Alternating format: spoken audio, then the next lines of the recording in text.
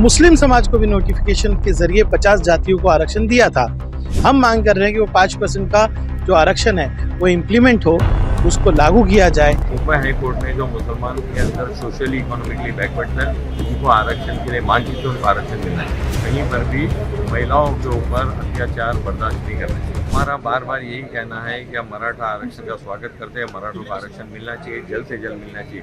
और जिस तरह से पृथ्वीराज चौहान साहब की सरकार में नारायण राणे समिति ने जो अकलियतों के अंदर सोशली इकोनॉमिकली बैकवर्ड थे, जिसको मुंबई हाई कोर्ट ने भी मान्यता दी थी, उन लोगों को भी आरक्षण मिलना चाहिए। मुस्लिम आरक्षण को आप कैसे सपोर्ट करते हैं? अब यही तो कह रहा हूँ कि जो मुंबई हाई कोर्ट ने जो मुसलमान के अंदर सोशली इकोनॉमिकली बैकवर्ड है उनको आरक्षण के लिए मांग की तो उनको आरक्षण मिलना चाहिए। पश्चिम बंगाल में जिस तरीके से महिलाओं पर अत्याचार हो रहा है, तो आप क्या कहीं बताएंगे? पर भी महिलाओं पे अत्याचार होता है उसको बर्दाश्त नहीं करना चाहिए। ऐसे दरिंदों के ऊपर कड़ी से कड़ी महिलाओं के ऊपर जो लोग अत्याचार करते हैं उस पर कार्रवाई करनी चाहिए। फिर वो वेस्ट बंगाल हो, मणिपुर, आसाम हो, मुंबई हो, महाराष्ट्र हो, दिल्ली हो, कहीं पर भी महिलाओं के ऊपर अत्याचार बर्दाश्त नहीं करना चाहिए। मराठा आंदोलन का पूरा समर्थन है। हमने हमेशा कहा कि मराठाओं को आंदोलन करने की जरूरत ही नहीं पड़नी चाहिए थी।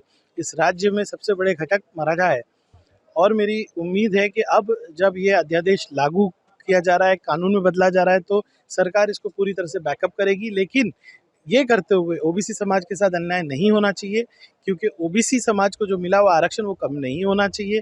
और उसके साथ साथ जो सरकार ने 2014 में मराठा आरक्षण लाते वक्त जो नोटिफिकेशन आया था, मुस्लिम समाज को भी नोटिफिकेशन के जरिए 50 जातियों को आरक्षण दिया था। हम मांग कर रहे हैं कि वो 5% का जो आरक्षण है वो इम्प्लीमेंट हो, उसको लागू किया जाए। और उसको कोर्ट ने भी अपील किया है। तो एक समाज के साथ न्याय, दूसरे समाज के साथ अन्याय, यही वो सरकार है। इसके लिए हम इस सरकार का निषेध करते हैं। लेकिन मराठा समाज को जो आरक्षण मिला है उसका स्वागत करते हैं और ये मांग करते हैं कि मुस्लिम समाज को भी 5% जो है उसी नोटिफिकेशन के जरिए जो दिया गया था उसको बहाल किया जाए।